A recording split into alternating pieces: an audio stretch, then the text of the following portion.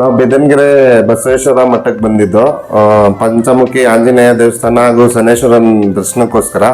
ಹಾಗೆ ಧನಂಜಯ ಗುರೂಜಿ ಅವ್ರನ್ನ ಭೇಟಿ ಮಾಡಿದ್ರು.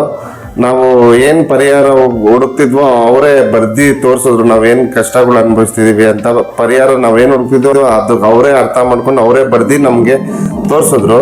ನಮಗೆ ಏನಿದು ನಾವು ಹೇಳ್ದಂಗೆ ಹೆಂಗ್ ಗೊತ್ತಾಯ್ತು ಅಂತ ಅವ್ರನ್ನ ಹತ್ರ ಪ್ರಶ್ನಿಸಿದಾಗ ಅವರು ನೀವು ಪರಿಹಾರ ಹುಡುಕಕ್ಕೆ ಬಂದಿದ್ದೀರಾ ಅಂತ ಪರಿಹಾರ ನಮಗೆ ಕೊಟ್ಟಿದ್ದಾರೆ.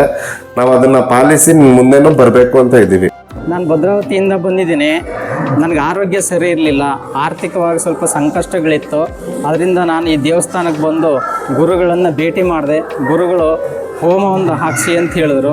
ಅದೇ ರೀತಿಯಲ್ಲಿ ಹೋಮವನ್ನು ಹಾಕಿಸಿದ್ದೇವೆ. ಹಾಗೂ ಈ ದೇವಸ್ಥಾನದಲ್ಲಿ ನನ್ನ ಕಷ್ಟಗಳೆಲ್ಲ ಪರಿಹಾರ ಆಗಲಿ ಅಂಥೇಳಿ ದೇವರಲ್ಲಿ ಪ್ರಾರ್ಥನೆಯನ್ನು ಮಾಡ್ಕೊಂಡಿದ್ದೇನೆ. ಅದೇ ರೀತಿಯಲ್ಲಿ ಒಂದೊಂದಾಗಿ ನನ್ನ ಕಷ್ಟಗಳು ಪರಿಹಾರ ಆಗುತ್ತೆ ಅಂತೇಳಿ ಸ್ವಾಮೀಜಿಯವರು ಹೇಳಿದ್ದಾರೆ. ಅದೇ ರೀತಿ ಕೂಡ ನನಗೂ ಕೂಡ ನಂಬಿಕೆ ಇದೆ. ತುಂಬ ಗುರುಗಳು ನಮಗೆ ಚೆನ್ನಾಗಿ ಉತ್ತರವನ್ನೆಲ್ಲ ಹೇಳಿದ್ರು. ಈ ದೇವಸ್ಥಾನ ತುಂಬ ಚೆನ್ನಾಗಿದೆ.